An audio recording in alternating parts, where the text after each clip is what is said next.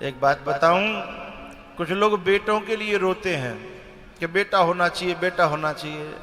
मैं मना नहीं कर रहा, होना चाहिए, लेकिन ध्यान रखना बेटे 4 हों तो भी जरूरी नहीं है कि तुम्हें ठंडा पानी मिलेगा, और बेटी 1 भी हुई ना तो तुम्हें ठंडा पानी जरूर मिलेगा, रोटी जरूर मिलेगी, घर साफ सुथरा मिलेगा। बेटी मन के भाव समझती है, बेटी पापा की फीलिंग समझती है। सीता जी कहती हैं, माँ मेरे पिताजी का ख्याल रखना, अब तक तो मैं संभाल लेती थी, बेटी जब बड़ी हो जाती है पूरे घर को संभालती है, हैं? माँ बाप निश्चिंत हो जाते हैं कि अब बेटी घर पे है, कोई चिंता नहीं है। तो जो बेटी होती है ना, प्रेम से पूरे परिवार को जीत लेती है। जब बच्ची विदा होती है ना तो किसी किसी के केवल माँ बाप रोते हैं, किसी किसी के चाचा ताऊ भी रोते हैं, और किसी किसी के लिए पूरा गांव रोता है। जो बहुत अच्छी बच्ची होती है ना, पूरे गांव के आंसू आ जाते हैं कि कबहू काउते लड़ी नहीं, कबहू काउते बुरे नहीं बोली, कबहू काऊ का अपमान नहीं करो, सबकी सेवा करती थी, ऐसे रहती थी, वैसे रहती थी। माँ के कलेजे का तो टुकड़ा होता ही है, लेकिन पता है उस दिन वो भी रो जाता है। कौन? जो दिन और रात लड़ता था, उसका भाई, उसका भैया।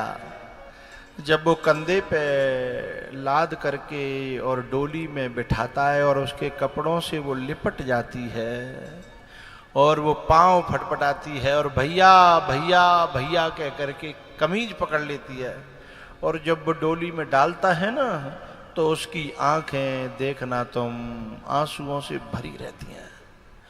किसी ने कोई पूछा कि तू तो रोज लड़ता था रे, तू क्यों रो रहा है? तब वो कहता है, लड़ता तो मैं था, ये मुझसे कभी नहीं लड़ी। इसलिए ऊपर से भले ही कैसी भी बोले, पर दिल से मुझे बहुत प्यार करती थी, मेरा होमवर्क कराती थी, मुझे पिटने से बचाती थी, घर में भी और स्कूल में भी। कभी कभी अब मेरी गलती को अपने ऊपर ले लेती थी, मुझे पापा से डर लगता था, तो ये कहती कि गलती ये इसने नहीं, ये गलती जो है मैंने की है। ऐसा जो है अपने ऊपर कई बार मुझे पिटने से बचाया। और जब शाम हो जाती थी तो रोटी पहले मेरे लिए लेके आती थी, और तब कहती थी कि ले खा ले, भले ही मैं लड़े हो, भले ही मैंने पिटाई करी, मेरा हाथ चलता था। और पता है कभी कभी तो भाई इसलिए रोता है कि अब मुझे कल से कौन लड़ेगा और शाम को कौन मनावेगा। मैं गुड़िया तेरे आंगन की,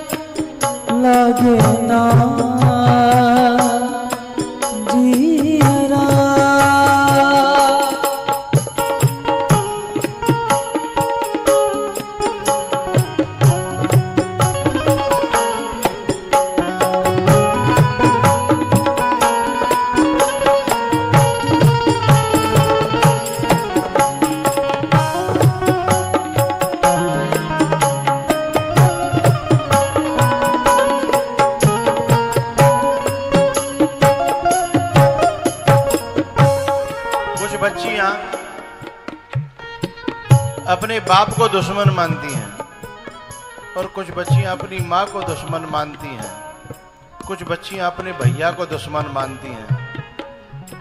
उन्हें मैं बच्ची नहीं कहता, उनके लिए शब्द कठोर प्रयोग करना नहीं चाहता, पर वे बेटी नहीं है, सच्ची बेटी नहीं है।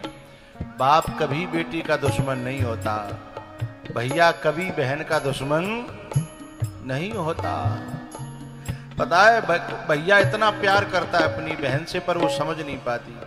वो कहती है कि मुझसे मेरे पर पाबंदी लगाता है, मेरे को यहाँ नहीं जाने देता, मुझे वहाँ नहीं जाने देता है। इसको समझिएगा, तुम्हें जो यहाँ वहाँ घुमाने की कोशिश कर रहा है वो दुश्मन है, और जो तुम्हें रोकने की कोशिश कर रहा है वो सचमुच तुम्हारा अपना भाई है।